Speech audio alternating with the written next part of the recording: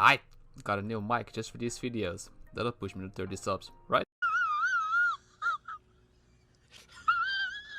Today, Dying Light, which coincidentally, just like Fallout 4, also released 5-ish years ago. When this thing dropped back in 2015, times were simpler, okay? I just saw a random E3 gameplay trailer. Yeah, back when they showed actual gameplay and gameplay trailers, and thought, not bad. I bought it. I played it. I loved it. But now, I'm older, and I've had the privilege of experiencing all of these shitty games in the meantime. So, could it be possible that because of those, I now tend to look at Dying Light with rose-colored glasses?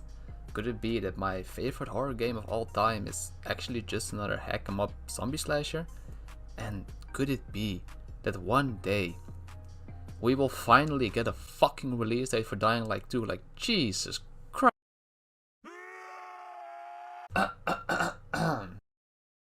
In Dying Light, you play as Kyle Crane, a GRE agent who has to track down Kadir Suleiman, better known as Royce, in the city of Haran, which has been infected with zombies. Suleiman supposedly stole a file from the GRE whenever the virus broke out, so it's up to you to retrieve it. Obviously, this mission is incredibly dangerous, and with the GRE sending you, means that you are the most skilled and experienced agent for the job, right?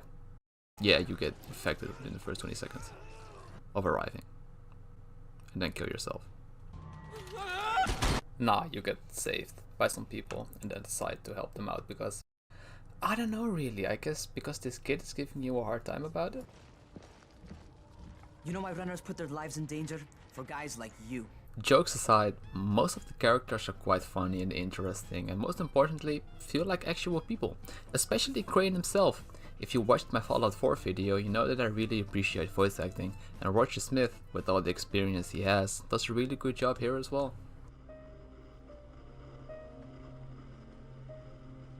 This is where we get the announcements about the antacin drops. And they've just stopped.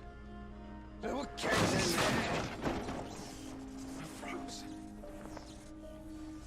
Lena had to step up. Maybe she should be in charge. What the fuck, Crane? I'm no leader. I'm a goddamn parkour instructor. Wait, so all the free running... Wait, that was you?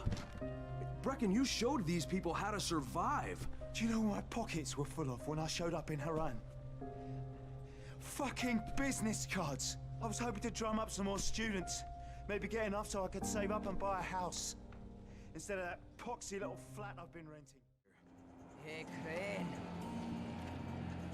Can I trust you? How much you had to drink, kid? Can I or not? Yeah. What's up? See that skyscraper? Scouts from the volatile nest in there. We take that out, and then running missions at night, we could totally do that. So I'm thinking, if we planted some explosives. Oh, Jesus. Raheem, you're not still on that. Crane, we have to do this. As long as that nest is there, we'll never be able to gather up enough antis. It would work. We make a good team. Ah! Shit, oh my... Ah! Don't drop me! Don't drop me! Oh, fuck. See? Told you we make a good team. Dying Light is heavily based on parkour! In the city of Haran, or at least the area you're gonna spend the majority of the game in, are slums filled with tiny houses and small alleys. Often parkour in games is handled in one of two ways, either option A, games like Tomb Raider in which it's very obvious on what you can climb and what not, or option B, games in which basically everything you see is climbable, like Shadow of War. And Dying Light is kinda in the middle, with sometimes things being extremely obvious and sometimes leaving you hanging, no pun intended, thinking, wait, I can't grab that? Also, they chose to halfway throughout the game traverse you to a new area of the map and give you all types of gadgets like grappling hooks and stuff. And while I get why they did it, I personally felt like it made the game too easy and kinda took the whole free run to survive aspect out of the game. Fucking hell. Hope I don't end up like this poor bastard. Not only that, but also the skill point system makes you go from looking like this. Oh no!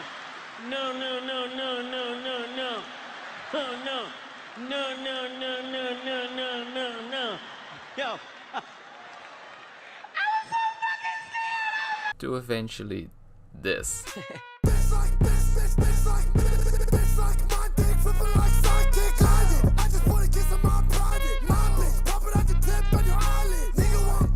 And that's not the only way you can use the environment to your advantage. The game doesn't hold your hand and lets you play the way you want, which I like, even if you become kinda overpowered. Well, during the day at least. The night is a different story. I mean, can we just appreciate how they introduced the first night segment into the game? It's in here. Done? Fuck. Fuck! Alright. Get back here and be careful. The nightmares are awake. Don't let them see you. Oh shit. They must have heard me.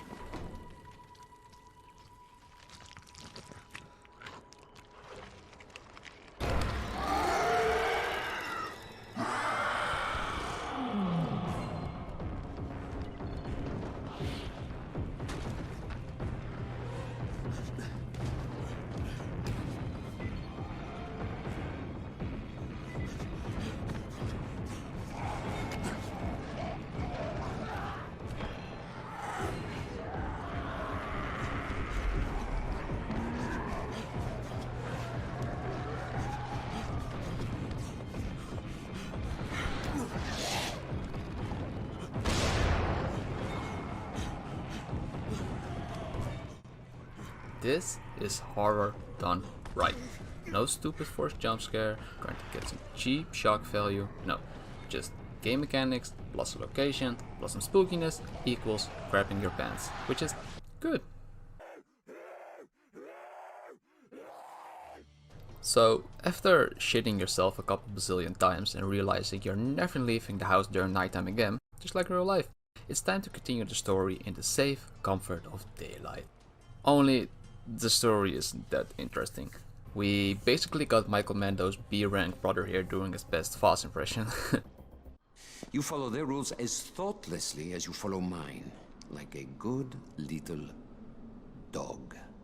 And then I started seeing it everywhere I looked, all these fucking pricks. Everywhere I looked, doing the exact same fucking thing. Over and over and over and over and over again. Yeah, it's one of those games where the side quests are a lot more interesting than the story, and they honestly really are. Most of them boil down to fetching some stuff or blowing up a zombie nest, you know, casually as you do. But they reminded me a lot of the Witcher side quest. Repetitive ideas in game mechanics, but each individual one executed with care. They picked quality over quantity, and again, if the gameplay is fun, who really gives a shit?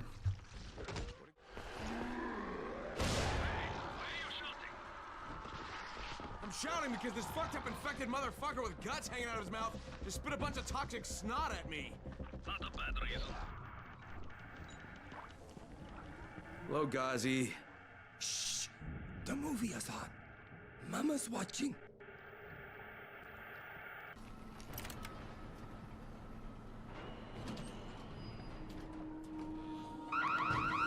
Son of a bitch, not now.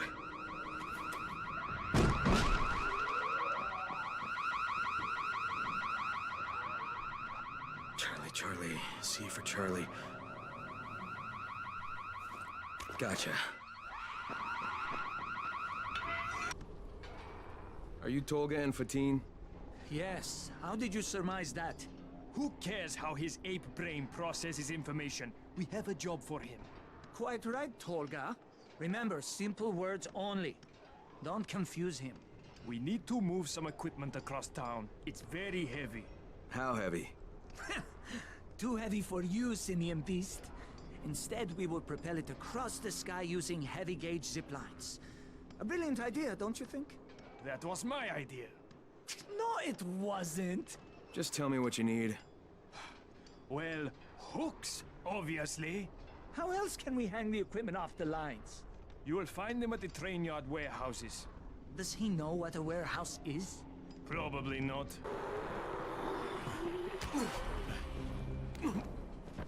Well done, soldier. I'll open the main pressure gate.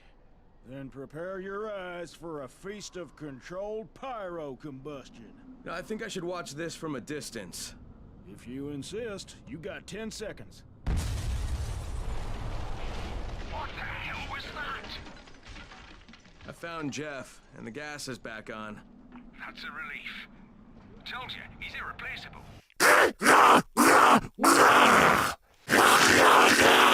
It's not all fun in Haran though. Finding humans was a pain in the ass back in 2015, and 5 years later, nothing has changed. Throw them, stab them, set them on fire, it really doesn't matter.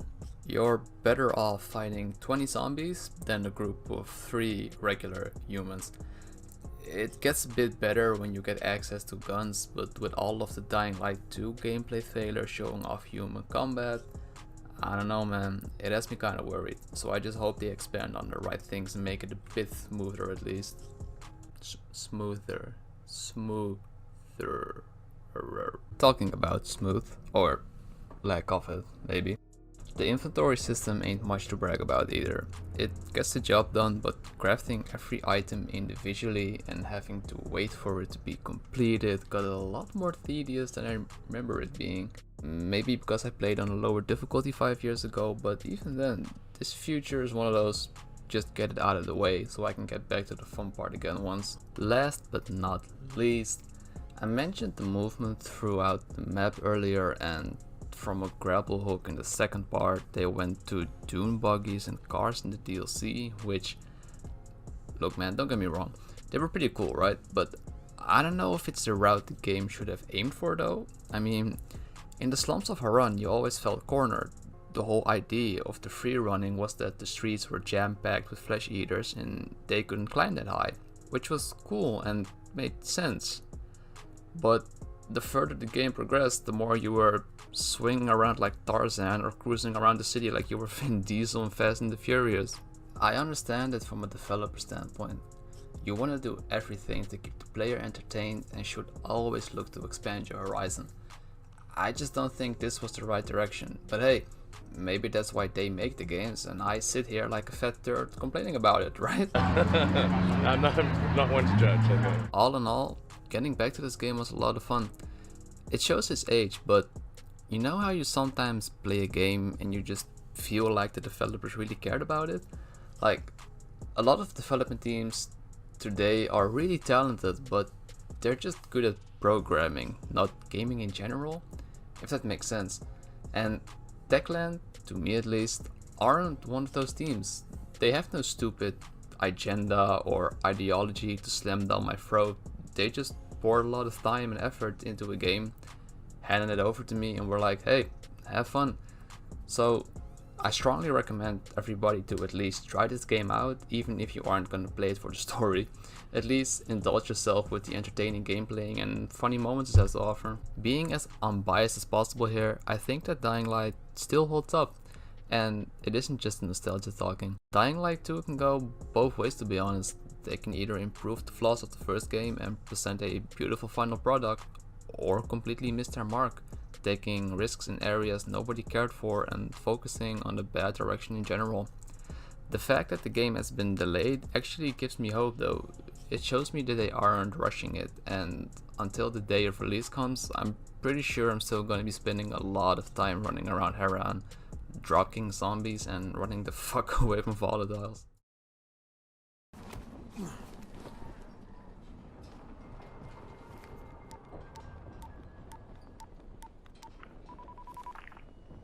Crane here. Report. My fucking dick been itching for 6 days straight. It won't stop. Affirmative.